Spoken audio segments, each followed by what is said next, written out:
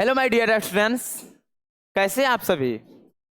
I hope you कि आप लोग अच्छे होंगे, स्वस्थ होंगे, मस्त होंगे, साथ ही साथ अपने अपने पढ़ाई में जबरदस्त तरीका से व्यस्त होंगे। आइए, बहुत ही बेहतरीन, जो आप कभी सोचे भी नहीं होंगे, ऐसा क्लास आज को आप लोग का होने वाला है। पोस्टर को देखकर तो आप लोग पहचान ही गए होंगे कि आज का क्लास किस टॉपिक से रिलेटेड होने वाला है। आज आप लोग का टोटल उच्चारण स्थान लेके आए हुए हैं, उच्चारण स्थान का बादशाह। टोटल उच्चारण स्थान आप लोग को बताने जा रहे हैं, थोड़ा बोर्ड पे ध्यान दीजिएगा। हम लोग मिलते हैं उच्चारण स्थान पे।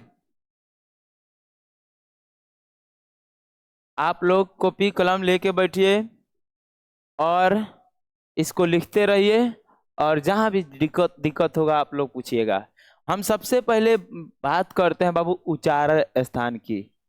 उच्चारण स्थान, उच्चारण स्थान। हम आपसे अगर पूछे कि उच्चारण स्थान किसे कहते हैं, उच्चारण स्थान किसे कहते हैं, तो आप क्या जवाब दीजिएगा बताइए। कमेंट कीजिए कि उच्चारण स्थान किसे कहते हैं। अरे बे, क्या हो गया जी। उच्चारण स्थान किसे कहते हैं, उच्चारण स्थान किसे कहते हैं।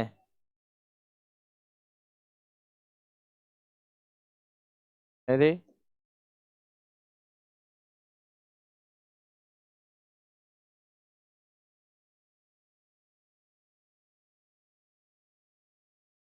चलिए, ठीक है। उच्चारण स्थान, ध्यान दीजिएगा बाबू। हम लोग मिल रहे हैं उच्चारण स्थान, यानी उच्चारण स्थान किसे कहते हैं। कौन कौन बता सकते हैं अभी उच्चारण स्थान किसे कहते हैं। देखिए बाबू, उच्चारण स्थान बाबू उच्चारण स्थान वर्णों के जिस भाग से मुख का उच्चारण होता है, बाबू जिस भाग से उच्चारण मुख्य के उच्चारण स्थानों से होता है, यहाँ पे लिख देते हैं। जिस भाग से, जिस भाग से मुख का उच्चारण होता है, मुख का उच्चारण होता है, होता है, होता है, उसे उस भाग का, उसे उसे उसे उस भाग का, उसे उस भाग का उच्चारण स्थान कहते हैं। उच्चारण स्थान कहते हैं। पहले ये बताइए जल्दी से, आपको समझ में आया कि नहीं। टोटल ट्रिक के साथ अभी बताने आप लोग को जा रहे हैं कि उच्चारण स्थान को ट्रिक से कैसे पहचानेंगे। पहले ये बताइए कि उच्चारण स्थान आपको समझ में आया कि नहीं। बाबू जिस भाग से मुख का उच्चारण होता है, जिस भाग से मुख का उच्चारण वर्णों से होता है, मुख्य का, मुख का उच्चारण जिस भाग से या जिस वर्ण से, जिस वर्ण का उच्चारण, जिस वर्ण का उच्चारण, उच्चारण उच्चारण मुख के, मुख के, मुख के जिस भाग से होता है, जिस भाग से होता है। बाबू जिस वर्ण का उच्चारण, जैसे हम बोले क, ये हमारे लिए वर्ण है, इसका उच्चारण किसे हो रहा है बाबू, कंठ से। इसका उच्चारण किसे हो रहा है, कंठ से। अर्थात ये हमारे लिए कौन उच्चारण स्थान क्या है, क का उच्चारण स्थान क्या है, कंठ है। हम लिखिए प, इसका उच्चारण स्थान क्या है बाबू, प का उच्चारण स्थान हम लोग का आता है ओष्ठ, यानी इसका उच्चारण स्थान ओठ से हो रहा है, या अर्थात ये हमारे लिए प का उच्चारण स्थान ओठ से हो जाएगा। यानी हम बोले कि जिस वर्ण का उच्चारण मुख के जिस भाग से होता है, जिस वर्ण का उच्चारण मुख के जिस भाग से होता है, उसे हम लोग कहते हैं उच्चारण स्थान। उसे क्या कहते हैं, उसे उस वर्ण का उच्चारण स्थान कहते हैं। अर्थात यहाँ पे लिखा है कि जिस भाग से मुख का उच्चारण, जिस भाग से वर्णों का उच्चारण, जिस भाग से वर्णों का उच्चारण,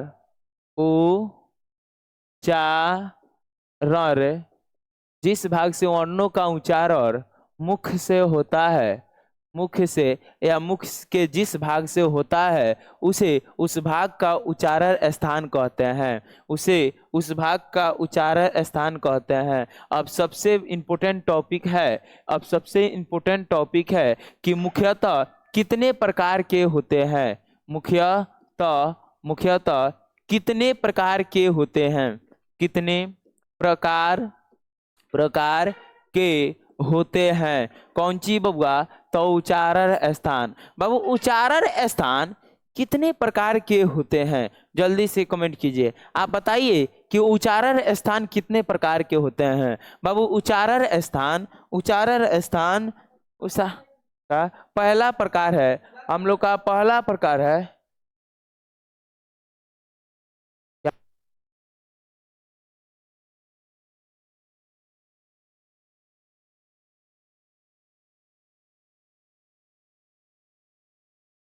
पहला बाबू हम लोग का प्रकार है, पहला प्रकार है कंठ, कंठ। दूसरा प्रकार है, यहाँ पे दूसरा प्रकार आता है तालु, दूसरा प्रकार है तालु। तीसरा प्रकार है हम लोग का है, तीसरा प्रकार है मुर्दा, मुद्रा, मुर्दा, मुर्दा। चौथा प्रकार है ओष्ठ, ओष्ठ, ओष्ठ। और पांचवा प्रकार है, पांचवा प्रकार है दंते, दंते। छठा प्रकार है नासिका, क्या है? नासिका, क्या है? नासिका। बाबू एक कंठ का मतलब हुआ, एक कंठ का मतलब हुआ कंठय, क्या हुआ? कंठय, मतलब आप कंठय भी बोल सकते हैं। तालु का मतलब तालव्य, तालव्य, तालव्य। मुर्दा का मतलब होता है मुख, यानी मुख, मुख या मुंह, मुख्य, मुख्य। उसके बाद ओष्ठ का मतलब होता है ओठ, क्या होता है? ओठ। उसके बाद दंत का मतलब होता है दंतय, दंतय, दंतय। उसके बाद नासिका का मतलब होता है नाक, क्या होता है? नाक, क्या होता है? नाक। जल्दी से कमेंट कीजिए, बताइए कि ये जो टॉपिक आप लोग को लिखे हैं समझ में आया कि नहीं। इतने यानी कि टोटल हम लोग का 6 प्रकार का, टोटल 6 प्रकार का उच्चारण स्थान होता है। उच्चारण स्थान मुख्यतः 6 प्रकार का होता है, ऐसे प्रकार तो बहुत है, ऐसे प्रकार उच्चारण स्थान का बहुत है, लेकिन मुख्यतः 6 गो होता है। आपसे एग्जाम में ये 6 गो पूछेगा तो हम कैसे बताएं? किसी भी एग्जाम में परिभाषा नहीं पूछता है, हमको परिभाषा से मतलब नहीं है, हमको पहचानने का तरीका मालूम होना चाहिए। समझ में आया? चलिए अब ध्यान दीजिएगा, ये 6 गो प्रकार में अगर आपसे कोई पूछता है कि कंठ वर्ण किसे कहते हैं, ये सभी में वर्ण लगा दीजिएगा बाबू। क्या लगा दीजिएगा? कंठ वर्ण, ये वर्ण, यह भी वर्ण है, यह भी वर्ण ही है, वर्ण, वर्ण। उसके बाद वर्ण, उसके बाद वर्ण, यह भी वर्ण है। अब हम जानते हैं, तनी बोर्ड पर ध्यान दीजिए बाबू, सबको समझ में आएगा, सबको समझ में आएगा। जिसको जहां डाउट होगा वो पूछेंगे बाबू, ध्यान दीजिए। चलिए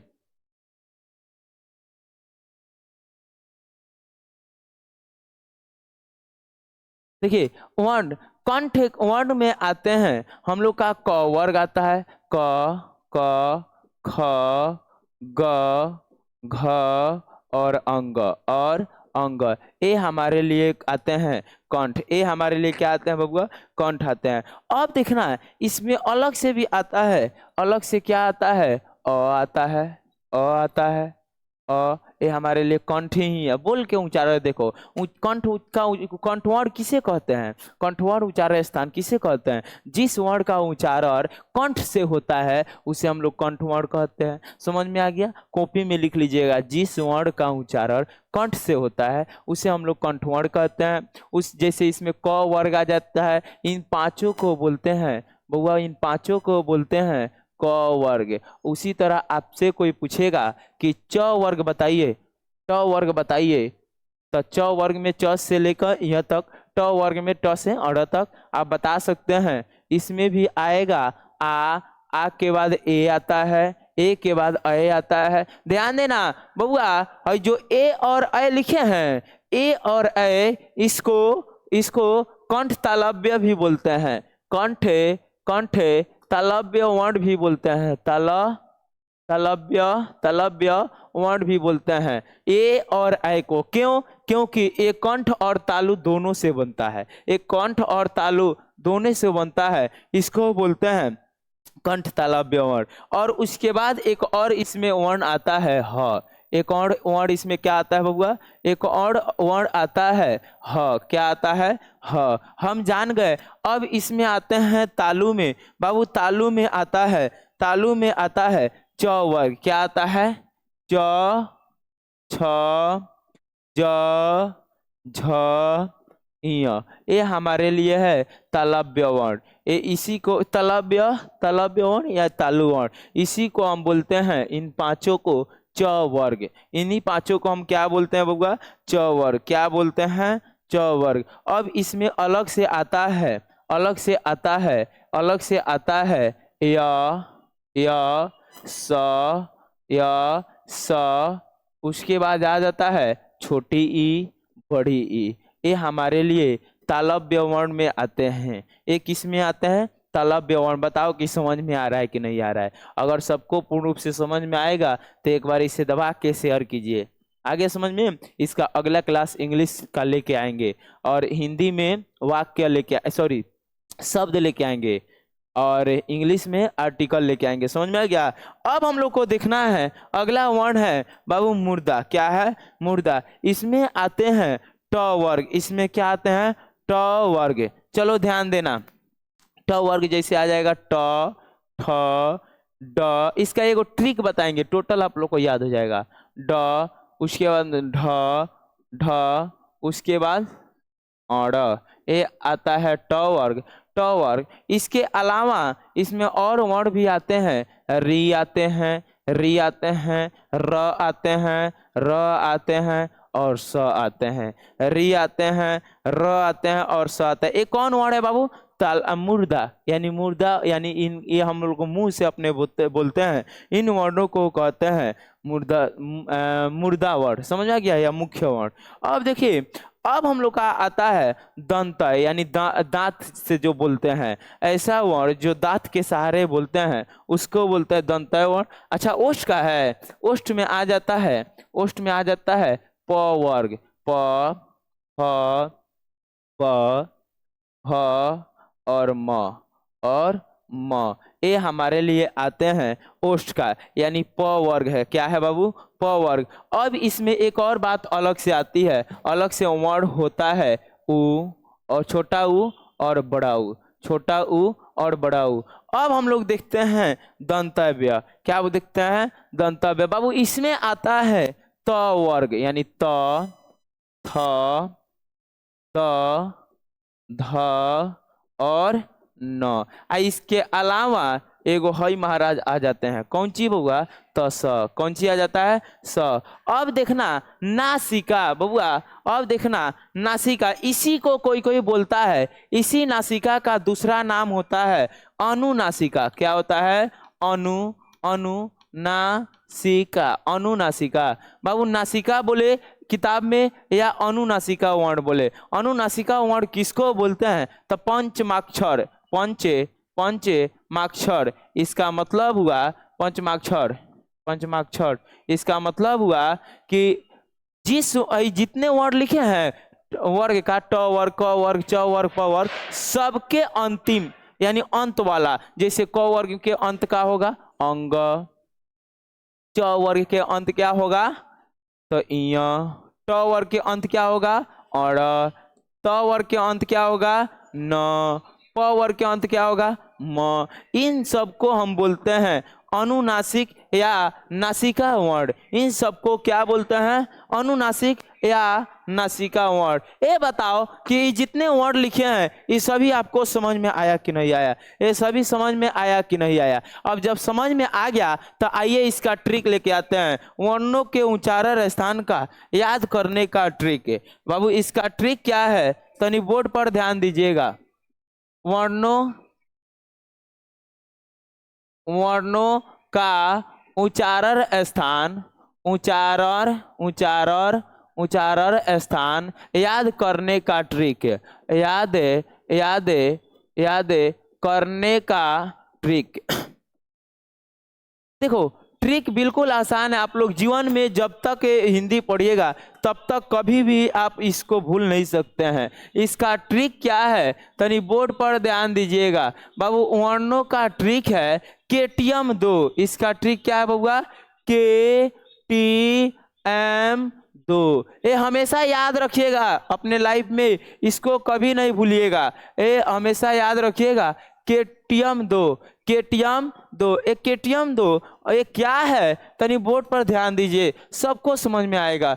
KTM 2 बाबू, K से क्या होता है, T से क्या होता है, M से क्या होता है, D से क्या होता है, O से क्या होता है। देख कर तो आप लोग पहचान ही गए होंगे, आप लोग पहचान गए होंगे कि K से होता है कंठ होता है, T से होता है तालु होता है, उसके बाद म से होता है मुर्दा होता है, उसके बाद D से होता है दंत होता है, O से होता है ओष्ठ होता है। बताओ कि ये वर्णों का उच्चारण स्थान सबको समझ में आया कि नहीं आया, सबको समझ में आया कि नहीं आया, समझ में आ गया बाबू। कंठ में आते हैं, कंठ में आते हैं क वर्ग, कंठ में क्या आता है बबुआ, क वर्ग यानी क ख ग घ अंग।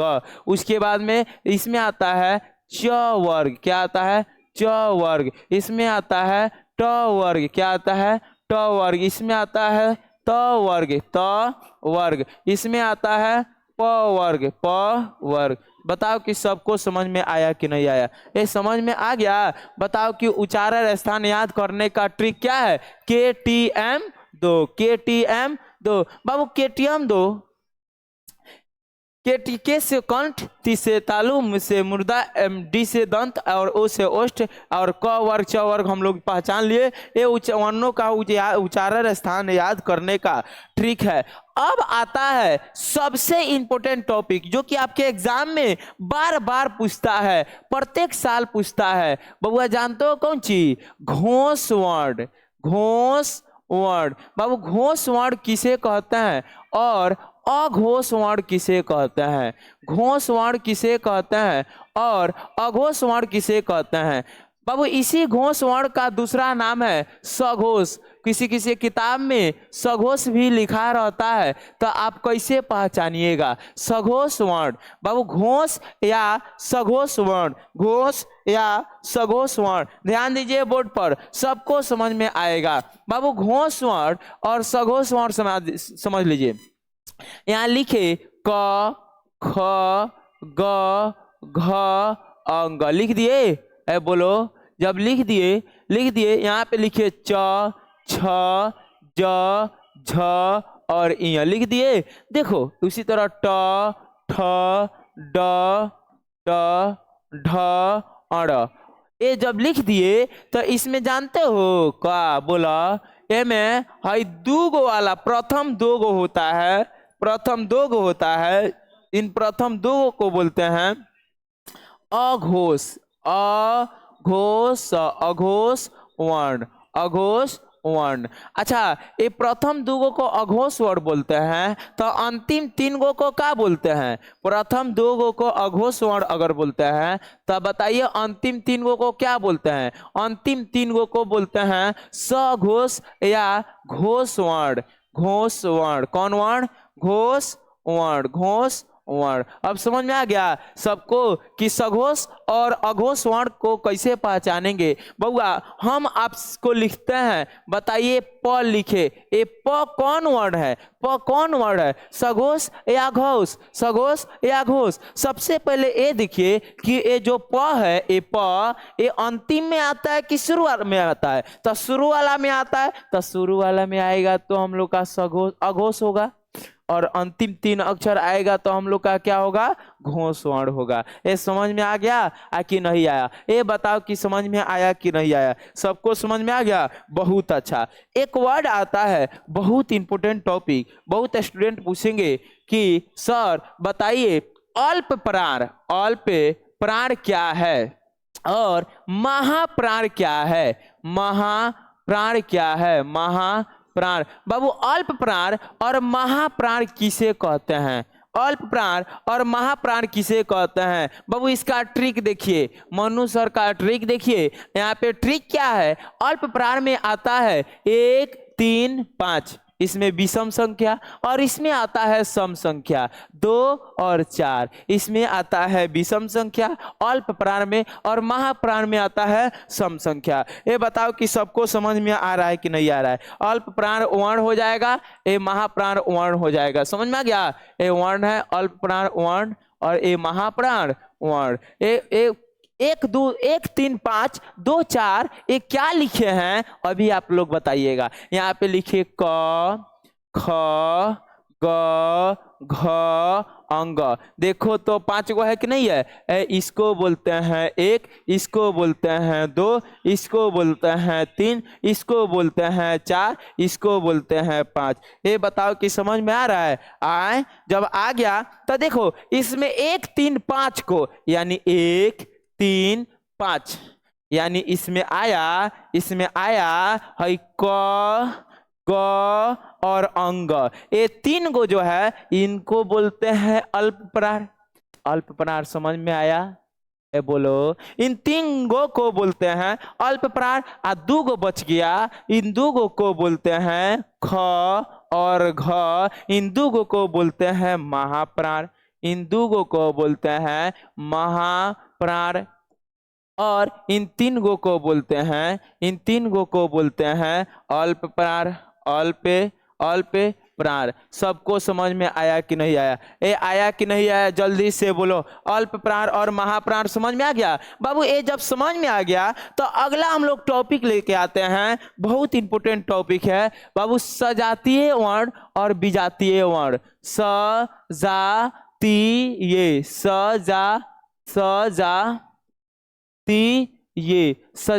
वर्ण, स्वर्ण वर्ण, सजातीय स्वर्ण वर्ण। एक आता है विजातीय स्वर्ण वर्ण, विजातीय स्वर्ण वर्ण, विजातीय स्वर्ण वर्ण। सजातीय और विजातीय, इसका मतलब समझ लो बाबू। सजातीय और विजातीय क्या होता है बाबू? ये दोनों के दोनों स्वर्ण वर्ण में आते हैं। कौन वर्ण? ते हमेशा याद रखना कि ये सजातीय और विजातीय स्वर्ण ही होता है, जो एक ही जैसा होता है, जैसे अ और आ, अ और आ, अ और आ, ये हमारे लिए सजातीय है। उसी तरह ई और ई, ई और ई, ये हमारे लिए सजातीय है। उसी तरह उ और उ और उ, ये हमारे लिए सजातीय है। सजातीय सबको समझ में आ गया? ये बताओ अब विजातीय क्या है? विजातीय क्या है ध्यान दीजिएगा। विजातीय क्या है? जैसे हम लिखे ए, तो ए हमारे लिए आता है क्या बाबू? विजातीय। ए आता है विजातीय। क्या आता है? विजातीय। ओ आता है विजातीय। ए आता, उसके बाद औ, ए आता है विजातीय। कैसे विजातीय है बाबुआ? ए जो है देखो, एक होता है सजातीय स्वर्ण वर्ण, एक हो जाता है विजातीय स्वर्ण वर्ण। कैसे विजातीय है तो ए जो है अ प्लस ई मिलकर बनाया ए। अब सबको समझ में आ गया? बोलो, बताओ समझ में आया कि नहीं आया? तो सजातीय और विजातीय हम लोग को समझ में आ गया। अब जितना वर्ण है टोटल हम लोग को समझ में आ गया बाबू। इसी विजातीय स्वर्ण वर्ण को, इसी विजातीय स्वर्ण वर्ण का दूसरा नाम होता है संयुक्त स्वर्ण वर्ण। संयुक्त स्वर्ण वर्ण, या इसी को बोलते हैं अस्वर्ण वर्ण। अस्वर्ण